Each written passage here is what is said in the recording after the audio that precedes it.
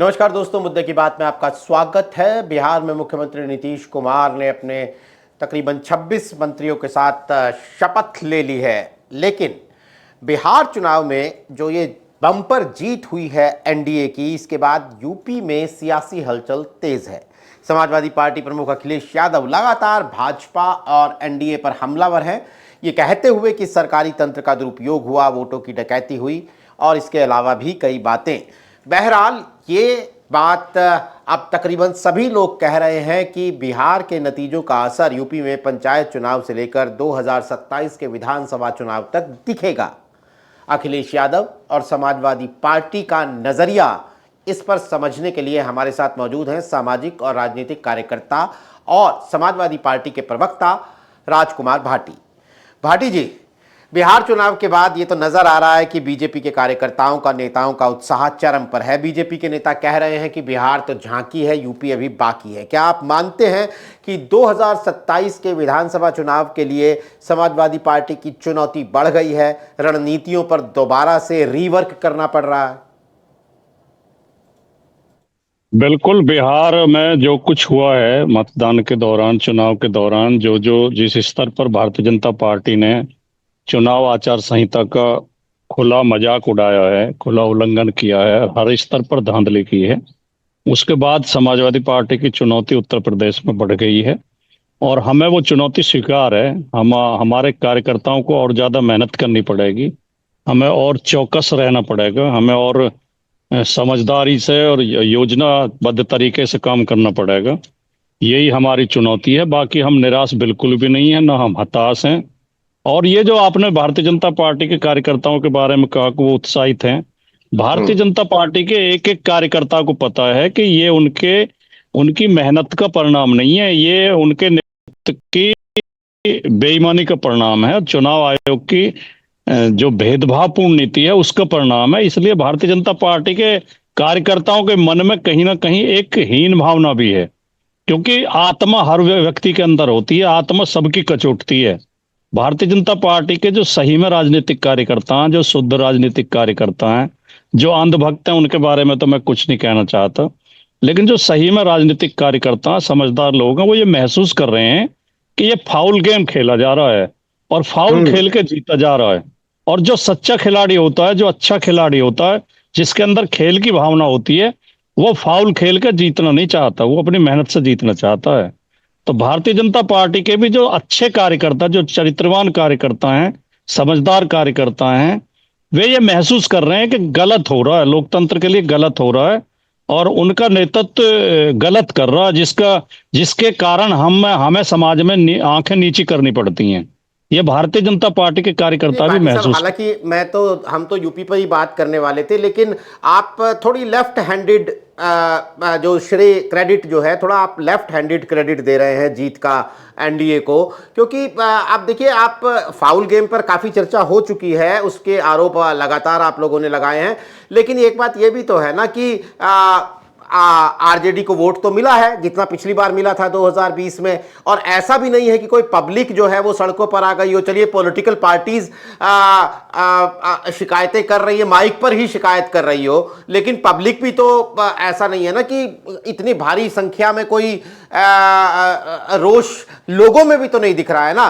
तो इसलिए अब जो भी हो, मैं आपके आरोपों को पूरा सम्मान देता हूं और उन आरोपों की जांच होनी चाहिए, मैं इस बात के साथ हूं, लेकिन ये बात तो माननी पड़ेगी, अब शपथ ग्रहण भी हो जा रहा है, तो फिर या तो आप कोई एक्शन लें या फिर खाली शिकायतें करने से तो होगा क्या?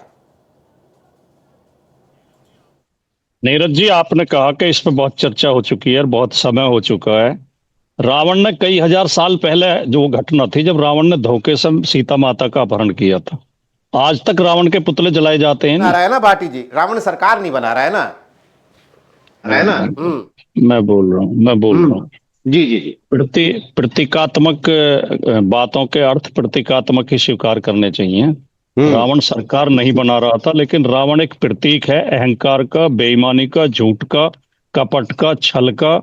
उसने जिस छल और कपट के साथ सीता जी का अपहरण किया था, उसे आज तक उदाहरण के तौर पर देखा जाता है। नहीं, आज तक लोग नफरत करते हैं नहीं उस रावण से, आज तक उसके पुतले जलाए जाते हैं नहीं।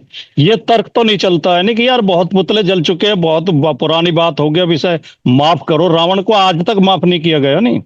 रावण के शव को आज भी, रावण के पुतलों को जलाते हैं नहीं लोग। सभी तो लोग ये जलाते हैं ना सर। देखिए ये बहस दूसरी डायरेक्शन में जा रही है, क्योंकि नहीं ये क्योंकि वहां पर देखिए जी नीरज जी जी, जी नीरज जी, जी बहुत माफी के साथ, आप बहुत प्रबुद्ध और बहुत अच्छे पत्रकार हैं, और उनमें ना तो आपकी ना आपके चैनल की उनमें गिनती नहीं है जिन्हें गोदी मीडिया कहते हैं। ना बिल्कुल आपसे हमें कोई इस तरह की शिकायतें हैं कि आप कभी भेदभाव करते हैं, लेकिन आप मेरी बात को समझने का प्रयास नहीं चलिए। कर रहे। नहीं नहीं मैं मैं कर रहा उदाहरण दे रहा हूं कि जब कोई आदमी गलती करता है हूँ। तो उससे कह के माफ नहीं की जाती है कि बहुत समय हो गया और बहुत चर्चा हो गई। समय सहमत हूँ। कितना भी बीत जाएगा, जवाब देना पड़ेगा बीजेपी को और हम्म, चुनाव आयोग को भी। जो चुनाव आयुक्त बैठे हैं कुर्सी पे, उन्हें कितना ही कानून का संरक्षण हो, कभी ना कभी उन्हें जवाब जरूर देना पड़ेगा कि आपने जो धांधली की, आपने जनमत का अपहरण किया, आपने जो सरासर, आप मुझे दो तीन मैं बिंदु उठाता हूँ बहुत बहुत कम समय में। जी तो चुनाव के दौरान, मतदान के दौरान नगद पैसा, कैश मनी ट्रांसफर होती रही है वो मतदाताओं के अकाउंट में। ये आचार संहिता का उल्लंघन है या नहीं है? इस पर मेरे चुनाव हिसाब से आयोग मौन उल्लंघन है, क्यों मेरे था? हिसाब से उल्लंघन जी। नहीं नहीं, हमारी हमारी योजना रोकी थी 17 में, जो स्मार्टफोन देने की योजना थी उस पर रोक लगा दी थी चुनाव आयोग ने। दिल्ली में रोकी थी केजरीवाल की योजना कि चुनाव के दौरान नहीं दे सकते आप। बिहार में चुनाव आयोग मौन हो गया। तो क्या ये सवाल बनता है कि नहीं बनता है?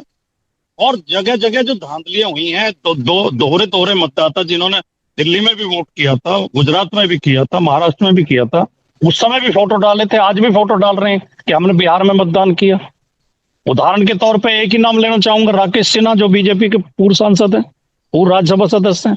और ज्ञानेश कुमार जी ने अपनी प्रेस कॉन्फ्रेंस में कहा था, आपने जरूर सुना होगा, कि अगर किसी मतदाता की दो जगह वोट हैं तो वो वोट डालेगा एक ही जगह, दो जगह वोट डालना अवैध है। तो अगर अवैध काम आपकी आंखों के सामने हुआ है तो उसके खिलाफ कोई मुकदमा किया आपने? उसकी कोई जांच बैठाई कि राकेश सिन्हा ने दो जगह वोट कैसे डाल दिए? या कानून आप पार्टी देख के, चेहरे देख के कानून बनाते हैं? तो ये सवाल कभी खत्म नहीं होंगे, ये सवाल उठते रहेंगे और इनका जवाब बीजेपी को भी देना पड़ेगा और चुनाव आयुक्त को भी देना पड़ेगा। ये सरासर भारतीय लोकतंत्र का अपहरण। मैं आपको आपने चूंकि कहा कि हमारे ऊपर उस तरह के आरोप नहीं, मेरा आपसे ये प्रॉमिस है कि अगर मैं कभी चुनाव आयुक्त के सामने बैठा तो मैं ये सवाल जरूर पूछूंगा, ये सवाल जरूर पूछूंगा। मेरा मानना है कि इन सवालों के जवाब चुनाव आयोग को साफ गोही से देने चाहिए और एक जिसे कहते हैं कि एक क्लैरिटी, स्पष्टता उस पर लानी चाहिए। लेकिन चलिए, हम अभी यूपी की पॉलिटिक्स, बिहार के नतीजों के मद्देनजर आपसे इस पर चर्चा करना चाहते हैं। मैं अगले सवाल पर आता हूं। अखिलेश यादव ने एक वीडियो शेयर किया, एक पत्रकार का, राजीव रंजन का, न्यूज़ 24 के जो हैं, और उन्होंने उस पर राजीव रंजन उसमें आरजेडी के कार्यकर्ताओं के रवैये पर बात कर रहे थे कि वो इस तरह का रवैया था जिससे दूसरी तरफ का वोट लामबंद हुआ। उस वीडियो पर अखिलेश यादव ने जब उसे शेयर किया और अखिलेश यादव ने उस पर एक संदेश लिखा, उसकी अलग अलग विवेचनाएं हैं। मैं आपसे जानना चाहता हूं कि सही विवेचना क्या है। क्या अखिलेश यादव अपने कार्यकर्ताओं को यह संदेश दे रहे हैं कि देखिए इस तरह का रवैया बंद करना होगा या नहीं करना होगा क्योंकि इसके खिलाफ दूसरी तरफ का वोट कंसोलिडेट होता है? यह अपने ही कार्यकर्ताओं को संदेश है अखिलेश यादव का? नहीं, राजीव रंजन के कई वीडियो सोशल मीडिया पे घूम रहे हैं। उनके वीडियो वो भी हैं जिसपे उन्होंने चुनाव आयोग से सीधे सवाल पूछे हैं और राजीव रंजन ने अपने विश्लेषण में ये कहा है कि ये फेयर चुनाव था ही नहीं, फ्री एंड फेयर इलेक्शन था ही नहीं बिहार में। तो हो सकता है कोई वीडियो या तो क्लिप गलती से डल गई हो, क्लिप डालना चाह रहे हो दूसरी। मैं उस वीडियो के बारे में ज्यादा मुझे जानकारी नहीं है, लेकिन जो आपने सवाल पूछा है इस बारे में हमारी पार्टी बहुत सजग है और हमारे नेता श्री अखिलेश यादव कई बार मीटिंग्स में ये इस तरह के वो दे चुके हैं, दिशा निर्देश दे चुके हैं कि जो कार्यकर्ता कुछ लोग फालतू बोल जाते हैं कि आने दो हमारी सरकार, देखेंगे, ये करेंगे, वो बहुत गलत है। वो ऐसी भाषा नहीं बोली जानी चाहिए और इससे नुकसान होता है पार्टी को।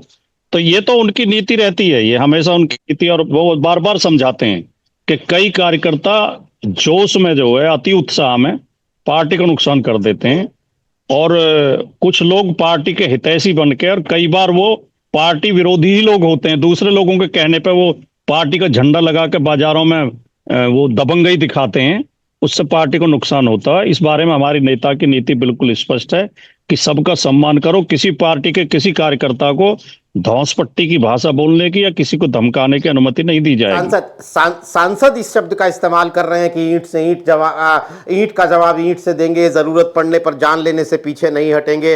मेरा अगला सवाल यही था, लेकिन आप क्या मान रहे हैं कि वो कार्यकर्ता हो, सांसद हो, नेता हो, लेकिन इस तरह के बयानों को लेकर पार्टी सजग है और अखिलेश यादव की ताकीद है कि इस तरह के बयान नहीं दिए जाने चाहिए? नहीं, मैंने बलिया के सांसद का बयान सुना नहीं है, लेकिन अगर उन्होंने कहा है तो वो पार्टी की नीति नहीं है और हमारे नेता कभी प्रसन्न नहीं होते ऐसे बयानों पर। और वो सांसद ने गलत बयान दिया, अगर इस तरह का बयान दिया है। ईंट से ईंट का जवाब ईंट से देंगे का मतलब ये हो सकता है कि चुनाव मजबूती से लड़ेंगे, लेकिन किसी की जान ले लेंगे या किसी को मार देंगे या इस तरह की अगर बात बोली है तो वो बिल्कुल ही गलत है, वो पार्टी की नीति के विपरीत है। बिहार के नतीजों के बाद आरजेडी की तेज तर्रार प्रवक्ता प्रियंका भारती और कंचना यादव जैसे जो प्रवक्ता हैं, उनको लोग ये कह रहे हैं कि अतिरेक की वजह से, इन प्रवक्ताओं के जो चर्चाओं में हिस्सा लेने में जो इनकी बातचीत में एग्रेशन था, अतिरेक था, वो भी कहीं ना कहीं उसने कोई नेगेटिविटी फैलाई। आपकी टिप्पणी क्या है इस पे? देखिए, मैंने उनकी डिबेट बहुत देखी है और उन्होंने मेरे साथ भी डिबेट की है। मैं जिस शो में मेरे साथ भी रही हैं वो, मैंने कभी प्रियंका भारती, कंचना यादव और सारिका पासवान तीनों बहुत शानदार बोलती हैं, प्रबुद्ध हैं, पढ़ी लिखी हैं। ये दोनों तो जेएनयू में पीएचडी कर रही हैं, अभी भी इस समय भी जेएनयू के शोधार्थी हैं। प्रियंका और कंचना जी जी जी जी जी। तो उन्होंने कभी कोई ऐसी भाषा तो अपशब्द तो बोले नहीं है, लेकिन नीरज जी, इस देश में हो क्या रहा है, खासतौर से मीडिया में, कि बीजेपी का एक प्रवक्ता कांग्रेस के प्रवक्ता की माताजी के लिए अपशब्द बोलता है चलते हुए शो में, ऑन एयर। तुम्हारी मां रंडी है, ये शब्द बोलता है, तुम्हारी मां रंडी है। और जब कांग्रेस के प्रवक्ता गुस्से में उसे जवाब देते हैं तो कांग्रेस के प्रवक्ता की भाषा पर सवाल उठाया जाता है, और बीजेपी का प्रवक्ता सरेआम मां की गाली दे रहा है, उस पर कोई सवाल नहीं उठाता। ये हमारा मीडिया भेदभाव करता है, और इसमें दोनों कारण हैं। पार्टी का कारण भी है, पार्टी के समर्थक भी है, एक सामाजिक वर्ग का कारण भी है। एक वर्ग विशेष से आने वाले लोग, क्योंकि मीडिया में 90% लोग एक वर्ग विशेष से ही जुड़े हुए हैं। अभी मीडिया में सामाजिक न्याय नहीं हो पाया है, हमारा मीडिया समावेशी नहीं हो पाया है, और ये बहुत दुर्भाग्य का विषय है। मीडिया को समावेशी करना पड़ेगा, हर वर्ग की हिस्सेदारी होनी चाहिए।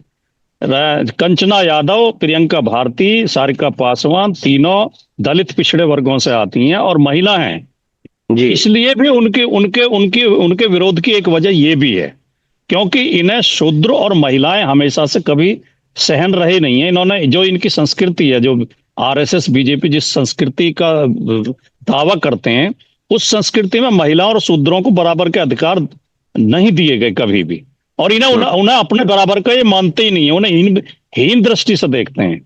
तो एक कारण ये भी है इनकी नफरत का, इनके अंदर नफरत भरी हुई है पिछड़े वर्गों के लिए, दलित वर्गों के लिए और महिलाओं के लिए और अल्पसंख्यक समाज के लिए। उस नफरत के वजह से ही ये अपशब्द बोलते हैं। इसी वजह से ये प्रियंका भारती और कंचना यादव को ट्रोल कर रहे हैं। उनकी भाषा ट्रोल होने का कारण नहीं है, उनकी सामाजिक पहचान उनके ट्रोल होने का कारण। लेकिन आपका ये कहना है कि अगर सामने वाला एग्रेशन के साथ बात करेगा, यानी जिस भाषा में वो बात करेगा, जवाब उसी भाषा में मिलेगा। नहीं, मैं बिल्कुल सहमत नहीं हूं, ना मैं देता हूं। आप मेरी डिबेट कभी भी देखेंगे, जनरल टिप्पणी ले रहा हूं। हाँ जी। देखिए, मैं जब शुरू में मैं चैनलों पे बैठना शुरू हुआ था, ज्यादा अनुभव नहीं था, उस समय मैं भी गुस्सा हो जाता था और मैं भी तू तड़ाक की भाषा पे आ जाता था। लेकिन अब कई बार से मैंने ये तय कर लिया कि अगर अगले वाला बदतमीजी करता तो मैं मुस्कुराने लगता हूँ और मैं उसका और ज्यादा सम्मान करने लगता हूँ। मैं उससे कहने लगता हूँ, श्रीमान जी कृपया मेरी बात सुनिए, महानुभाव हे मतलब विद्वान जी आप मेरी बात सुनिए। तो उसे थोड़ी शर्मिंदगी होती है, मेरा ये अनुभव भी है, उसे शर्मिंदगी होती है, फिर वो चुप हो जाता है। और जब हम भी अपशब्द बोलने लगे, वो भी अपशब्द बोल रहा है और हम भी बोलने लगे, तो फिर उसका अंत कुछ नहीं है, फिर वो गिलास फेंकने तक, जूता फेंकने तक जाता है। तो मैं कतई सहमत नहीं हूं कि जिस भाषा में अगला बोला उसी भाषा में जवाब दो। हमें उससे बेहतर सिद्ध करना अपने आप को। हम्म। वो गलत शब्द बोले तो हम और ज्यादा शालीन हो जाएं, और ज्यादा विनम्र हो जाएं। हमारी जीत इस बात में है। चलिए, बिल्कुल। अगला सवाल असदुद्दीन ओवैसी से जुड़ा हुआ है। भाटी साहब, बिहार में बेहतर प्रदर्शन के बाद असदुद्दीन ओवैसी ने कहा है कि अब यूपी में गेम बदलेंगे। क्या आपको लगता है हम जब 2025 के बिहार चुनाव से पहले जब ये बात करते थे, तो मैं पहले से ही कह रहा हूं कि असदुद्दीन ओवैसी को यूपी में मुसलमान नहीं पूछ रहे हैं, ये बात आंकड़े भी बताते थे। छोटे मोटे हम छोटे मोटे नहीं, थोड़े बहुत लोकल बॉडी इलेक्शंस को छोड़ दें तो। लेकिन 2020 के बाद 2025 में बिहार में सीमांचल में उनके प्रदर्शन के बाद एक बार फिर ये सवाल उठ रहा है कि क्या अखिलेश यादव असदुद्दीन ओवैसी की राजनीतिक एंट्री उत्तर प्रदेश में इसे लेकर सजग हैं? अगर आगे बढ़ाएं तो क्या विपक्ष के पूरे वोट को एक साथ रखने के लिए, लामबंद रखने के लिए, क्या असदुद्दीन ओवैसी से किसी गठबंधन के लेवल तक का भी विचार हो सकता है? देखिए, पहली बात तो ओवैसी जी के प्रदर्शन में कोई सुधार नहीं हुआ है। 20 में भी उन्हें 5 सीट मिली थी, 25 में भी 5 ही सीट मिली है। कोई सीट उनकी बिहार में बढ़ी नहीं है। दूसरे, उनकी एंट्री को लेकर ना तो हम चिंतित हैं, ना हम सजग हैं। हम राजनीति में सबका स्वागत है, कोई भी लड़े, लोकतंत्र है देश में, हमें कोई चिंता उनकी है नहीं। उत्तर प्रदेश में पिछली बार भी जब वो बिहार में 5 सीट पाए थे और लगभग 20 सीट पे उनका अच्छा प्रदर्शन था, उसके बाद भी 22 में उत्तर प्रदेश में चुनाव हुए, उन्होंने प्रत्याशी लड़ाए, एक भी प्रत्याशी की जमानत नहीं बची। हर प्रदेश की स्थितियां अलग होती हैं, परिस्थितियां अलग होती हैं। हमें ओवैसी जी से कोई व्यक्तिगत कोई चिड़िया दुश्मनी या नाराजगी कतई नहीं है। केवल इसलिए नाराजगी है कि जिस तरह भारतीय जनता पार्टी हिंदू सांप्रदायिकता को बढ़ावा देती है, ओवैसी जी की पार्टी मुस्लिम सांप्रदायिकता को बढ़ावा देती है। और समाजवादी पार्टी का हमेशा से मानना रहा है कि सांप्रदायिकता चाहे बहुसंख्यक की हो चाहे अल्पसंख्यक की हो, दोनों खराब हैं, दोनों देश के नुकसान में है, समाज के नुकसान में है। तो हम उनकी पार्टी से थोड़ा बहुत दूरी इसलिए बना के रखते हैं कि वो खुद एक सांप्रदायिक राजनीति करते हैं। अगर वो अपनी पॉलिसी छोड़ दें, उनका समाजवाद में विश्वास हो, सामाजिक न्याय में विश्वास हो, पंथ निरपेक्षता में विश्वास हो, और भारत के हिंदू मुसलमान सब नागरिकों को बराबर दृष्टि से देखें, तो हमें उन्हें साथ लेने में भी कोई गुरेज नहीं है। लेकिन व्यक्ति नाराजगी हमारी या जो लड़ाई है वो हमारी कोई व्यक्तिगत या पार्टी के नाम पर नहीं है, हमारी नीतियों के आधार पर लड़ाई है। हमें उनकी नीतियां पसंद नहीं है, जैसा बीजेपी की नीति पसंद नहीं है, उनकी सांप्रदायिकता का हम विरोध करते हैं, वैसे ही MIM की सांप्रदायिकता का भी हम विरोध करते हैं। नहीं, बिल्कुल आपने कहा कि कोई आप चिंतित नहीं है उनको लेके। एक सवाल और है, मैं बिहार के नतीजों के आलोक में ही इसे पूछ रहा हूं कि क्या PDA, जिसको पिछले 2-3 सालों से खास तौर पे जिसके नतीजे भी चुनावों में दिखे उत्तर प्रदेश में, और जो कि अखिलेश यादव की पूरी राजनीतिक मुहिम का एक सेंट्रल पॉइंट है, क्या बिहार के नतीजों के बाद आपको लगता है कि PDA की रणनीति पर कुछ रीवर्क करने की ज़रूरत है? क्योंकि जिस तरह से वहाँ भी कांग्रेस साथ में थी, राहुल गांधी थे, राहुल गांधी की दलित और वंचितों और सामाजिक न्याय की पूरी राजनीति वहाँ भी तेजस्वी यादव के साथ खड़ी हुई थी। यहाँ पर अखिलेश यादव खुद उस राजनीति के एक बड़ा चेहरा हैं, यहाँ भी राहुल गांधी भी हैं, लेकिन वहाँ के नतीजों के बाद आपको लगता है कि PDA के फॉर्मूले पर, PDA की रणनीति पर दोबारा काम करने की ज़रूरत है? PDA की रणनीति पर केवल इतना काम करने की जरूरत है, उस रणनीति को और मजबूत करने की जरूरत है, अपने मुद्दों को और धार देने की जरूरत है। हमारी PDA की रणनीति कतई गलत नहीं है, वो सामाजिक न्याय के लिए रणनीति है। जिन लोगों को अभी तक अधिकार नहीं मिले, जिन्हें सम्मान नहीं मिला, जिन्हें भागीदारी नहीं मिली, उन्हें आगे लाने की रणनीति है, और रणनीति से हम बिल्कुल पीछे नहीं हटेंगे। और उस रणनीति की कामयाबी हमारी 2024 में आपने देखी होगी। और जहां तक बिहार और उत्तर प्रदेश की तुलना करने का सवाल है, 2024 में बिहार में NDA जो BJP और JDU में 24 सीटें जीती थी, और RJD को 4 सीटें मिली थी। लेकिन उसके बाद अब हमने उत्तर प्रदेश में हमने 37 सीटें जीती, BJP को 33 सीटें मिली, तो हम BJP को हरा चुके हैं 24 के चुनाव में। तो RJD से परिस्थितियां समाजवादी पार्टी की बिल्कुल अलग है। समाजवादी पार्टी यहाँ बहुत मजबूत है, हर तरीके से, कार्यकर्ता के तौर पे भी, मुद्दे के तौर पे भी, रणनीति के तौर पे भी, नारे के तौर पे भी, नेतृत्व के तौर पे भी, हर तरीके से हम BJP पे भारी पड़ेंगे। और हम 27 में बहुत भारी अंतर से बीजेपी को हराएंगे। मैं बिल्कुल सहमत हूँ इस बात से कि लोकसभा चुनाव उससे पहले 2022 के चुनाव में भी समाजवादी का प्रदर्शन जो था वो एक मजबूत चुनौती बीजेपी के सामने पेश कर रहा था और 2024 में समाजवादी पार्टी ने बीजेपी को हराया। लेकिन बिहार में जो भी जाति की राजनीति थी, जो भी राजनीति थी, उसमें जो नतीजे आए, लेकिन क्या आप ये मानेंगे कि बीजेपी की तमाम रणनीतियों के बीच उत्तर प्रदेश में हिंदू मुस्लिम की एक राजनीति उनका प्लस है? बिहार में हिंदू मुस्लिम की राजनीति उस कदर नहीं थी, उत्तर प्रदेश में हिंदू मुस्लिम की राजनीति ज्यादा चुनाव को प्रभावित करती है। इस नजरिए से आपके लिए एक चुनौती फालतू है यहां पर, एक चुनौती ज्यादा है यहां पर? नहीं, भारतीय जनता पार्टी की पूरी कोशिश होगी और हमेशा होती है कि वो चुनाव को हिंदू मुसलमान पर ले आए। लेकिन उत्तर प्रदेश का जो पीडीए समाज है, जिसमें लगभग 65% ओबीसी, लगभग 21%, 20% एससी और अल्पसंख्यक तो है ही, मुस्लिम ज्यादा है अल्पसंख्यक समाज में, तो सिख और जैन और बौद्ध थोड़े थोड़े हैं। तो ये दोनों ओबीसी और एससी समाज के लोग ये समझ चुके हैं कि जो बीजेपी हिंदू मुसलमान करती है वो केवल हमारा नुकसान करने के लिए करती है। मुसलमान हमारा कोई नुकसान नहीं करते, बीजेपी की सामंतवादी नीतियां हमारा नुकसान करती है। अगर शिक्षक भर्ती में हमारे पदों की चोरी की गई है ओबीसी और एससी की, तो मुसलमानों ने नहीं की, वो भारतीय जनता पार्टी के सामंती वर्ग ने की है। ये हम लोग अपने मुद्दों को न समझ पाए, अपने मुद्दे न उठा पाए, इसलिए बहकाने के लिए हिंदू मुसलमान करते हैं। और उत्तर प्रदेश में अब एक आवाज ये भी उठ रही है, कई लोगों के मैंने सोशल मीडिया पर बयान देखे हैं कि अयोध्या आंदोलन में जो जो ओबीसी चेहरे आगे थे, तमाम ओबीसी चेहरे इन्होंने आगे किए थे, चाहे कल्याण सिंह हो, चाहे उमा भारती हो, चाहे विनय कटियार हो, चाहे साक्षी महाराज हो। जैसे ही मंदिर का फैसला हुआ, मंदिर बनने लगा, वो सब गायब हो गए, किसी को मंदिर निर्माण ट्रस्ट में नहीं रखा गया। तो ये लड़ाने के लिए ओबीसी और एससी को प्रयोग करते हैं, और जब मलाई खानी होती है तब इन्हें ये खुद खाते हैं, तब उन्हें घुसने भी नहीं देते। राम मंदिर के चंदे में 1 रुपया नहीं देंगे किसी ओबीसी को, ये राम मंदिर लड़ने के लिए ओबीसी को आगे कर देंगे। तो ये बात ओबीसी और एससी समझ चुका है, और 85% लोग अब एकजुट हैं, वो इनके सांप्रदायिक नीतियों में आने वाले नहीं है, इनके बहकावे में आने वाले नहीं है।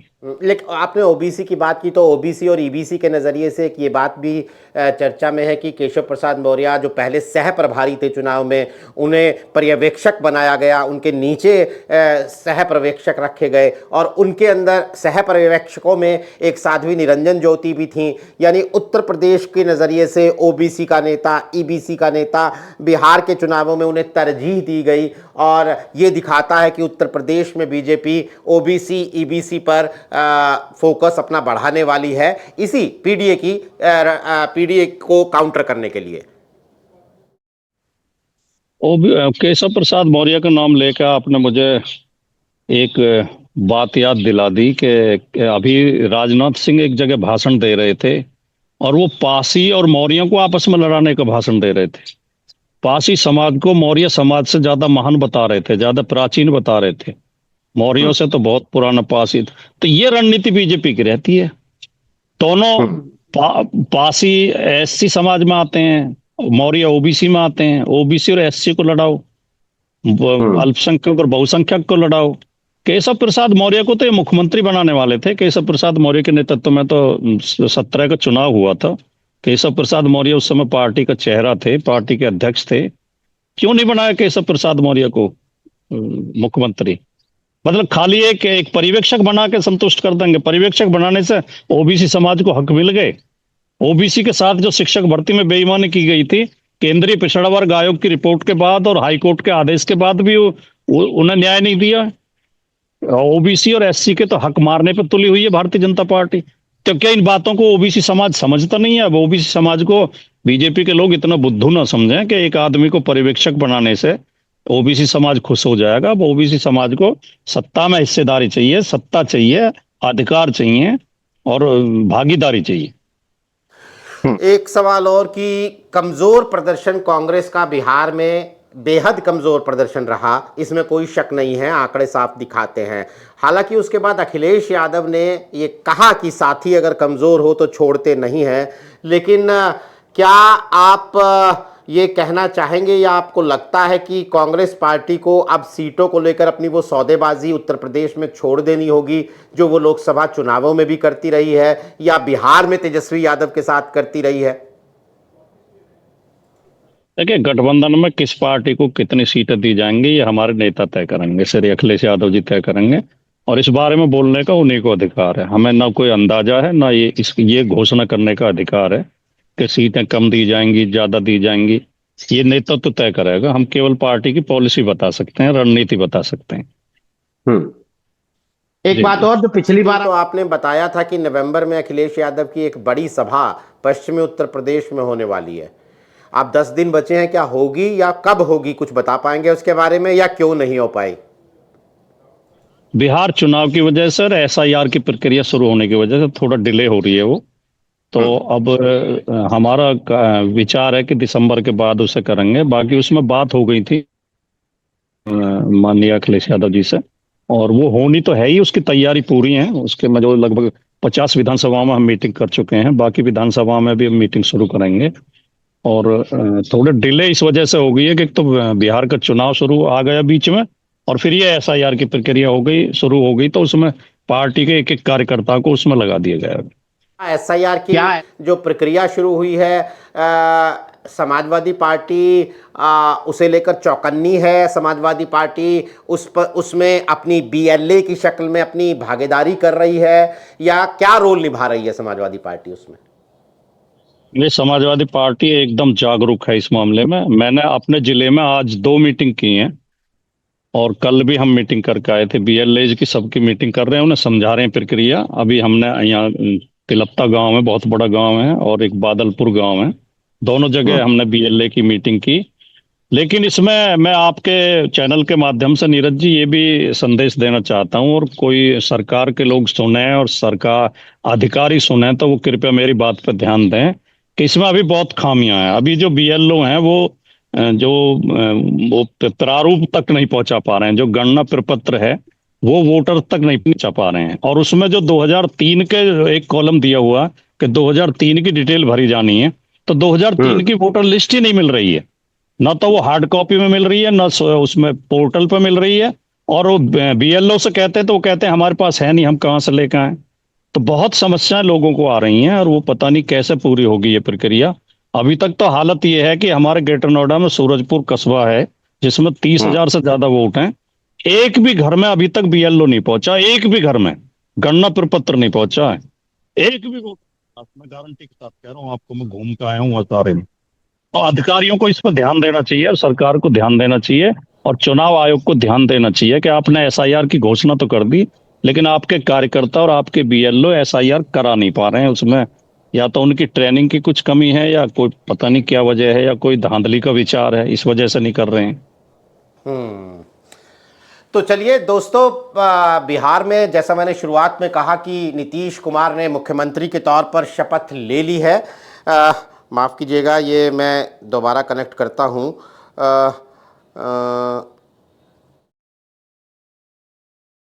मुख्यमंत्री की शपथ बिहार में नीतीश कुमार ने ले ली है, लेकिन चुनावों में जिस तरह के नतीजे रहे, वो कहते हैं कि भाई शिमला में भी बर्फ़ गिरती है तो दिल्ली में रजाइयाँ निकल जाती हैं। तो अगर उस फॉर्मूले से देखें तो बिहार के पूरे चुनावों की पूरी राजनीति का असर हम बिहार से सटे उत्तर प्रदेश में देख रहे हैं, जहां 2027 के विधानसभा चुनाव होने हैं।